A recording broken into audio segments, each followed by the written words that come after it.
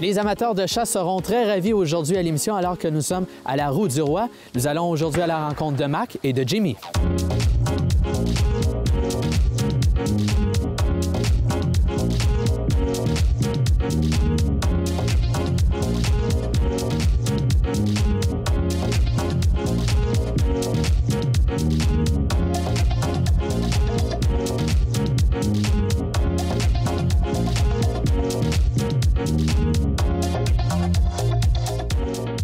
Bonjour Marc, comment allez-vous? Ça va très bien, vous? Merci, oui, merci. Merci de nous accueillir, surtout dans un endroit qui est sublime, magnifique, surtout à ce temps-ci de l'année. Les couleurs commencent, les prochaines semaines là, seront vraiment remarquables ici de votre côté. Tout à fait, absolument.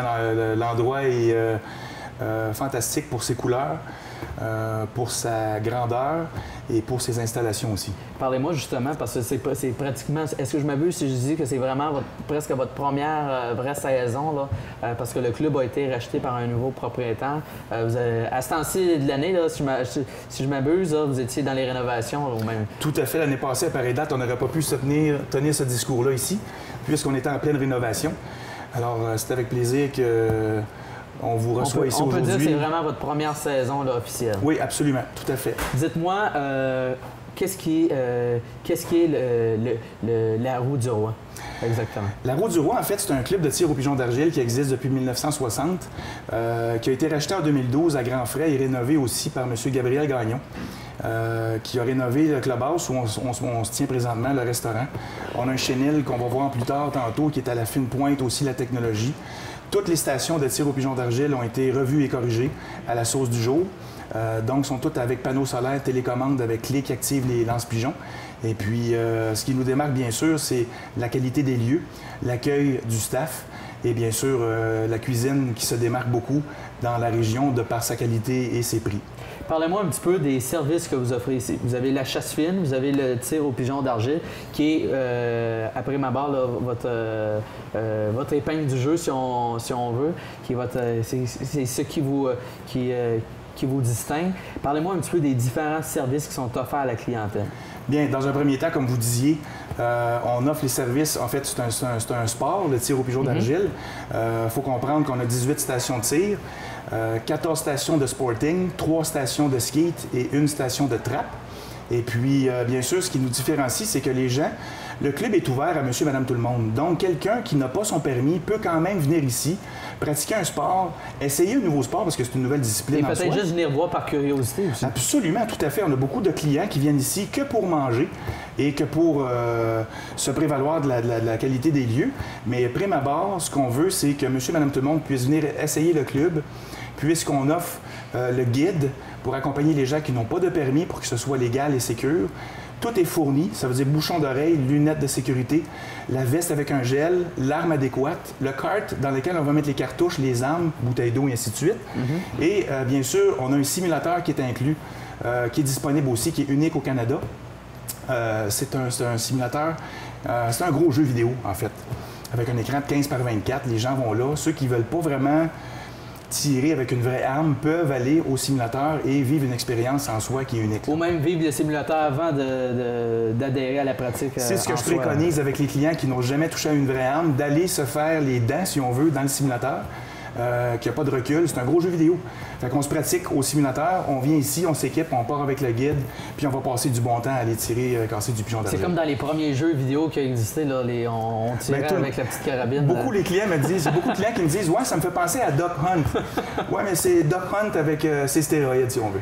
Et puis, dites-moi, parlez-moi un petit peu justement de la chasse fine. C'est quoi et le tir au pigeon d'argile, c'est quoi la différence entre les deux? Bien sûr, la chasse fine se veut une activité haut de gamme pour quelques personnes parce qu'il faut quand même être prudent dans cette approche. Chasse fine qui va être faite pour 2, 3, 4 personnes qui vont être accompagnées avec un guide et son chien. Et la chasse fine va se faire dans une des 3 clairières qu'on a ici sur les lieux. On a quand même 256 acres de terrain. Donc, on a beaucoup de possibilités qu'on peut offrir à nos clients, à nos membres. Et puis, les membres qui font la chasse fine vont se voir remettre 5 oiseaux chaque. Et ce qu'on aime faire, c'est mélanger perdrix et faisan, puisque c'est 2 oiseaux différents. Un vole, la perdrix est plus petite, elle vole plus vite, fait que ça donne un challenge, une approche différente. Et bien sûr... Un ajustement, là, que... Oui, tout à fait. Parce que le faisan, il va partir plus lentement, mais il est plus gros. mais la perdrix est plus sournoise un peu et puis ça donne un challenge vraiment intéressant à ceux qui veulent faire une chasse fine, qui est un événement, qui est une activité haut de gamme, puisqu'on n'a pas besoin d'aller dans des endroits reculés.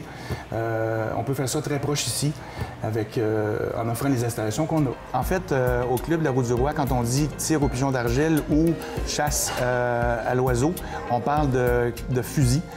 Donc, on parle de chevrotines qui vont aller de grade 2 jusqu'à 8-9. Donc, c'est principalement des petits plombs qu'on va utiliser dans les deux cas. Donc, que du fusil. Il n'y a pas de carabine, il n'y a pas d'arme de poing. C'est juste du fusil. Et chez nous, ici, on n'utilise que des Beretta les calibres sont 12, 20, 28 et 410.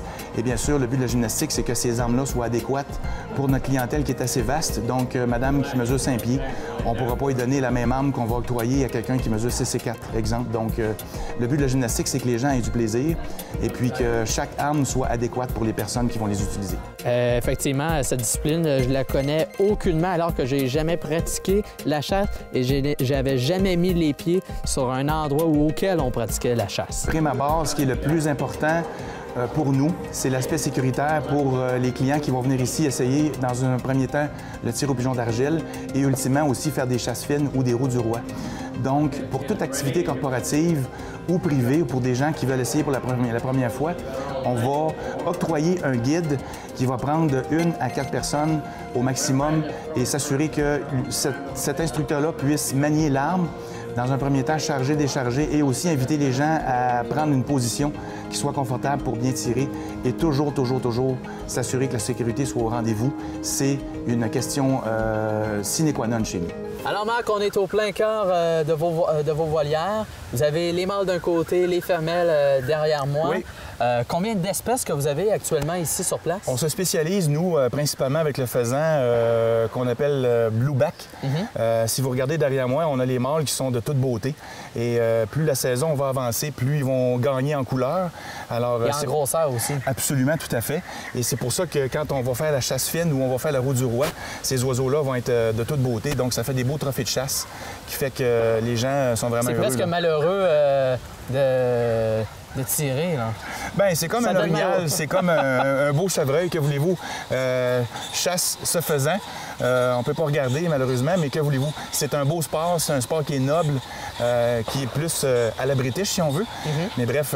C'est quand même un travail à long terme, là, parce que vous les recevez ici en juillet, oui. Et puis là, ils sont presque rendus là, à leur taille maximale au niveau du poids, parce que vous me disiez qu'ils sont tout petits là, quand ils arrivent ici.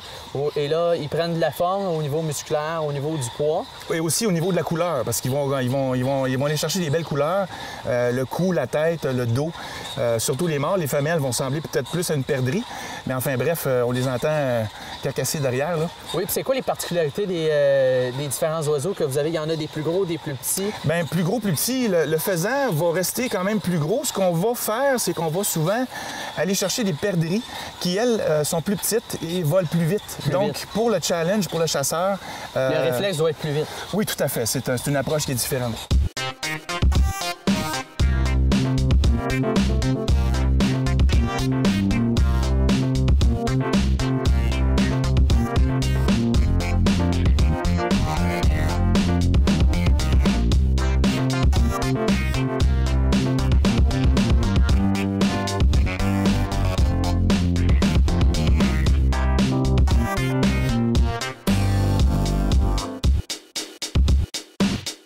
Est-ce que vous avez des chiens sur place ou les gens doivent se présenter avec leurs chiens là, pour Très bonne question. On a, comme je disais tantôt, on a un chenil où on peut garder en pension jusqu'à 20 chiens qui vont avoir leur endroit à eux, à même titre qu'ils vont avoir aussi un enclos où ils peuvent socialiser entre eux. Bien sûr, le chenil est un endroit qui est unique en soi, puisqu'il n'y a pas d'autres chenils comme ça qui existent au Québec pour les chiens de chasse exclusivement. Ces chiens-là, ce sont des chiens qui appartiennent à nos membres, qui vont être ici en pension pour entraîner, pour qu'ils puissent être aptes à faire une belle chasse à l'automne. Quel est le... Parce que là, on est en plein dans l'automne.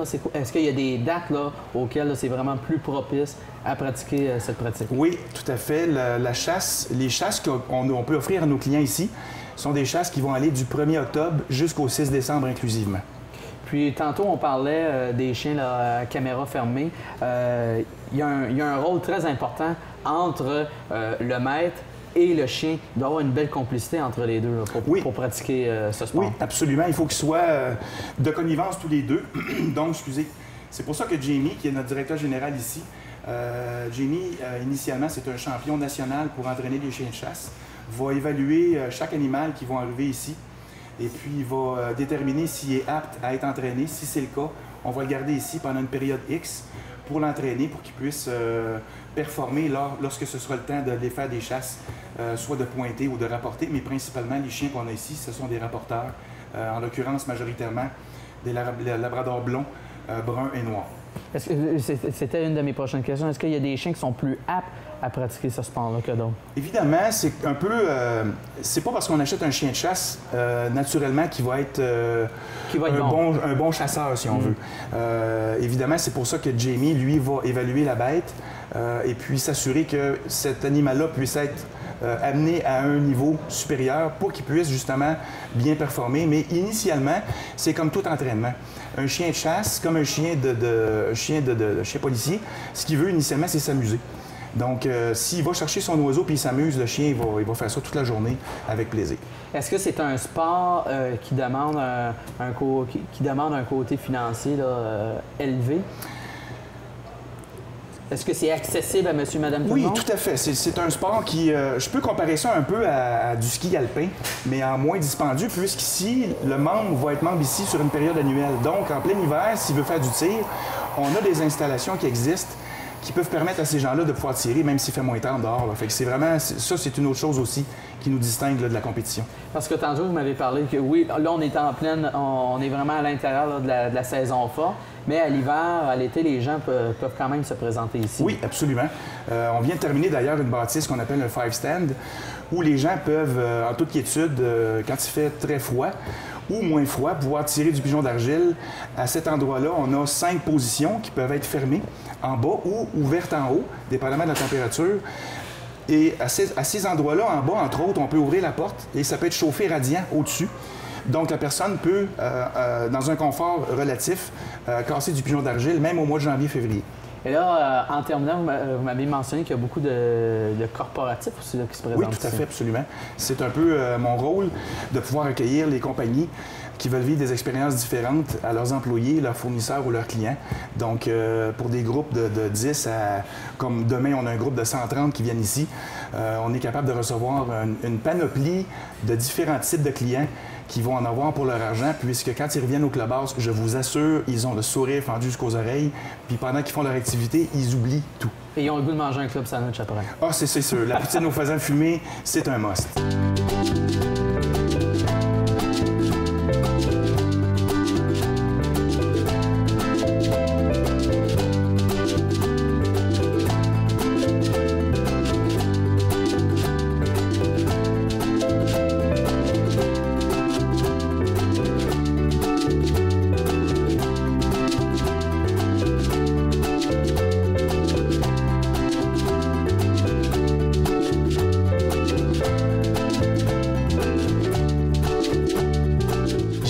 Quelles sont les qualités qu'on doit rechercher du côté d'un maître pour bien pratiquer ce sport?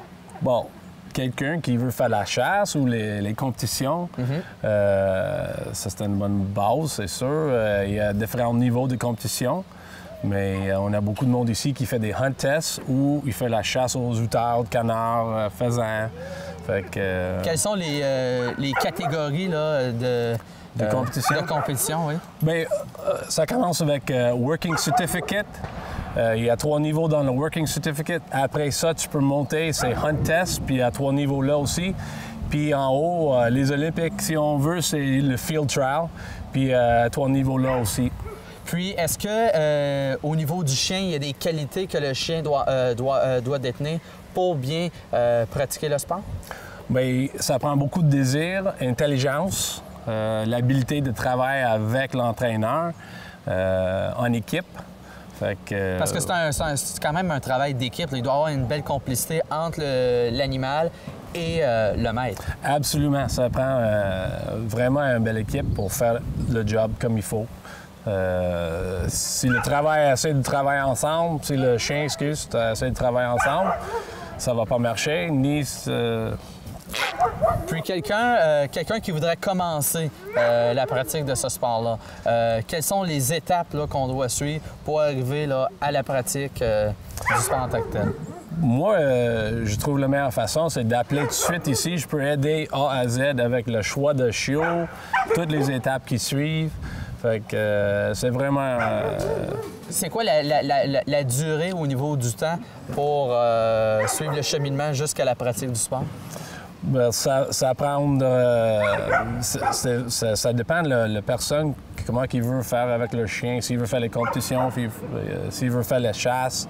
La chasse, à la base, c'est à peu près 2 mois et demi. Parce que vous me parliez que vous deviez attendre jusqu'à la période de 5 à 6 mois de la naissance du chien pour que tout soit en place là, au niveau physique, au niveau de l'animal. Quand les chiens, toutes leurs dents adultes, sont plus prêtes, plus matures physiquement et mentalement pour commencer le processus. Puis, comment ça fonctionne à l'intérieur du chenil? Vous prenez soin des animaux, vous vous occupez à les faire manger. Comment ça fonctionne? Oui, bien, la première chose le matin, c'est les chiens. On sort tous les chiens. On a des cages divisées à l'extérieur et qui peuvent s'amuser avec les amis. Puis, comme en ce moment-là. Exact, comme on voit à ce moment-là. Puis, oui, on fait ça régulièrement. Les chiens restent dehors le plus possible quand ils ne sont pas entraînés. Ils sont à l'extérieur, fait qu'ils sont fatigués à la fin de la journée, ils sont prêts pour la sieste. Et puis à l'intérieur, là, j'ai vu qu'il y avait du manger là, qu'on donne seulement à ces chiens-là parce qu'ils dépensent beaucoup d'énergie dans une journée en raison de la pratique. C'est pas de la nourriture qu'on donnera à un chien à la maison. Là. Non, pas vraiment. Il y a beaucoup de protéines, beaucoup de gras.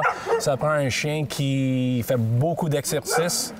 Avec un métabolisme quand même de haute vitesse. Qu'est-ce que ça peut représenter en termes d'exercice, en termes de temps pour un chien par jour? Bon, l'entraînement, ça aussi, ça dépend de quel niveau où que le chien est rendu. Mais quand on va dans le champ, ça se peut qu'on a 3 différentes marques. Un marque, c'est où qu'on lance une bumper ou un canard. Le chien va aller chercher une à la fois. On peut avoir 4 à un maximum de peut-être 250, 300 verges. Fait qu'il peut faire des kilomètres là, dans un jour.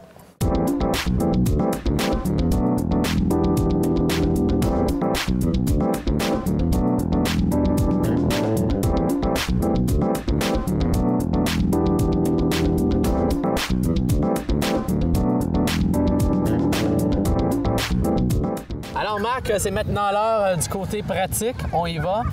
Jimmy, qu'est-ce que Jimmy va faire là, avec le chien? En fait, Jimmy, il est avec Meg présentement, une belle bête. On va faire une reproduction En fait, c'est un scénario où on va avoir un faisan qui est blessé à l'autre bout de l'étang. Et puis, on en a un autre qui va être mort plus près. Mais ce qu'il faut principalement, c'est d'aller chercher le faisan qui est blessé. Exactement, avant. Et puis, il va rapporter le chien, le faisan à Jamie, qui va le faire retourner à l'étang pour aller chercher le faisan qui est mort. Mais évidemment, on a quelqu'un qui est caché. Qui va lancer les faisans comme si on faisait une vraie chasse et qu'il y avait tiré, puis on a les oiseaux qui doivent être rapportés.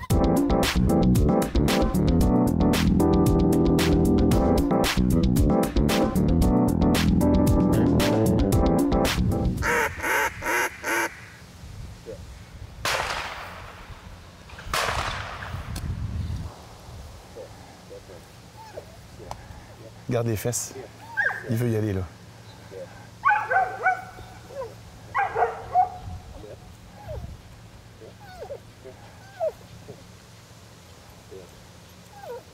Back.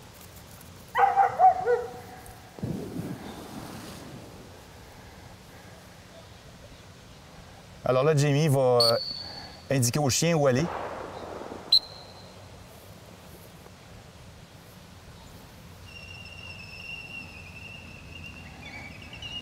L'avantage du labrador dans l'eau, c'est que c'est un chien qui a les pattes palmées. Donc, ça lui permet de nager plus vite et puis d'être plus efficace.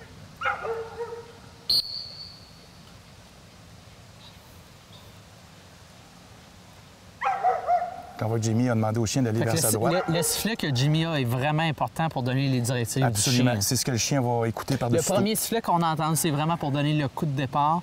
Puis le deuxième sifflet, c'est vraiment pour donner les directives. Là, en fait, oui, justement, exactement. C'est avec le sifflet, il arrête le chien, puis il peut diriger le chien à sa guise, à savoir que l'oiseau est à sa droite. Et là, l'oiseau se retrouve à l'arrière, hein, c'est bien ça? Il est au fond de l'étang. Il est au fond complètement? Oui, puis là, dans le scénario qu'on fait, c'est que l'oiseau est blessé, donc il doit aller chercher l'oiseau en premier, qui est blessé, le rapporter. Et puis après ça, on en a un autre qui va aller chercher, qui lui, dans le scénario, est mort. Alors là, le chien revient.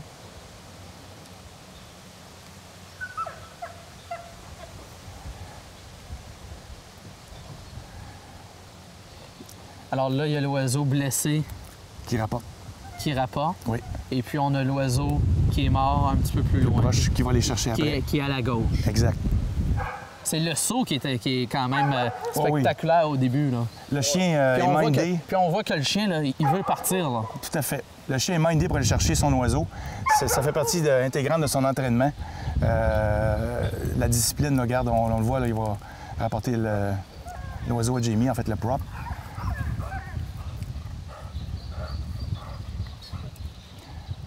Là, on voit le chien pratiquement pas assis. Il n'a pas eu le temps de... Non. Il n'a même pas eu le temps de repos. Là. Il était déjà prêt à reconduire. Tout à fait, absolument.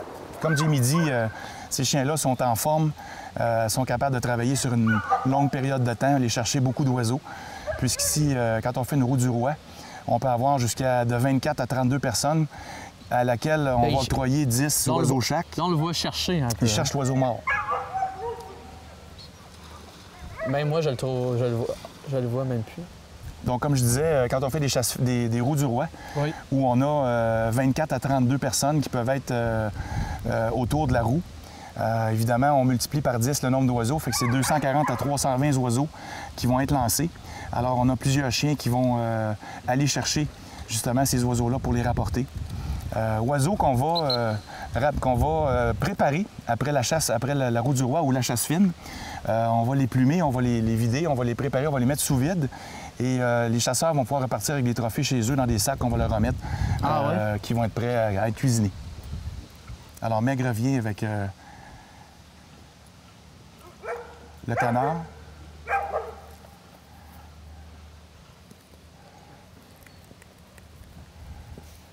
Évidemment, on comprendra que les besoins de la cause, c'est pas un vrai.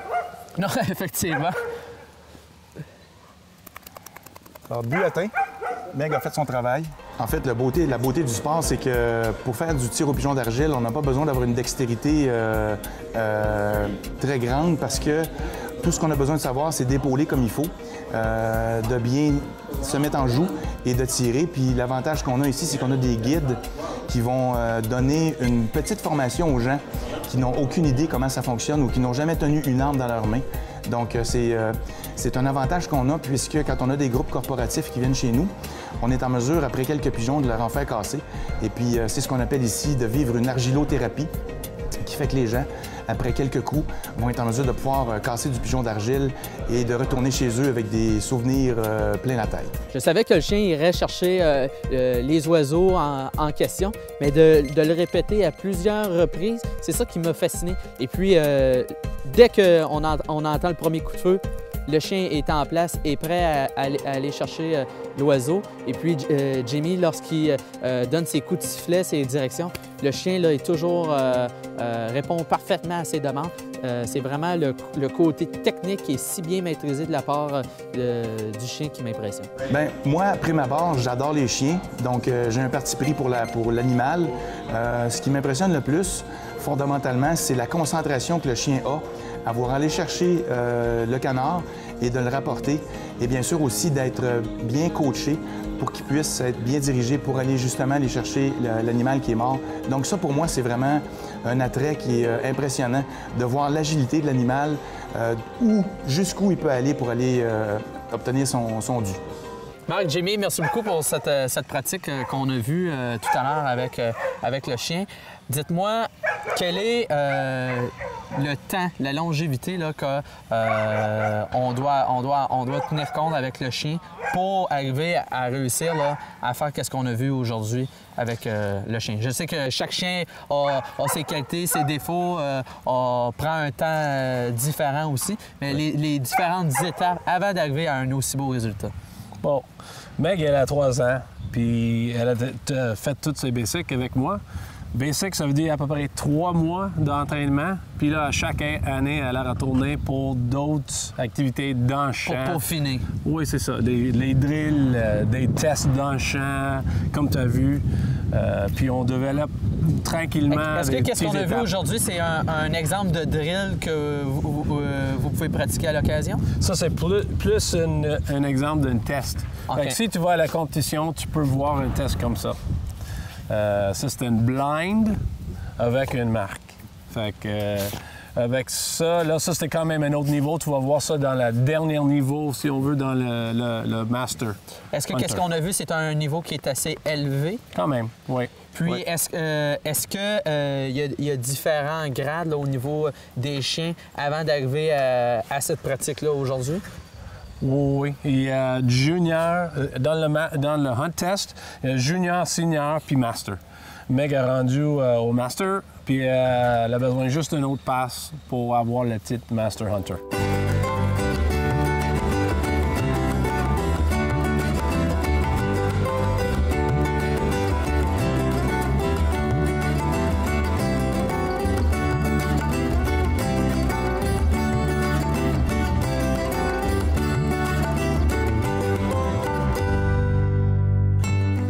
Marc, merci beaucoup de nous avoir reçus aujourd'hui. Qu'est-ce qu'on peut vous souhaiter pour la suite des choses? Une superbe fin de saison de chasse. Oui? Juste oui. ça? Oui, tout à fait. Avec ça, on va être bien heureux. Marc, merci beaucoup. Merci de votre visite. plaisir. Merci à vous. Et moi qui mange dans ton cœur, et toi qui s'assois sur ma fleur.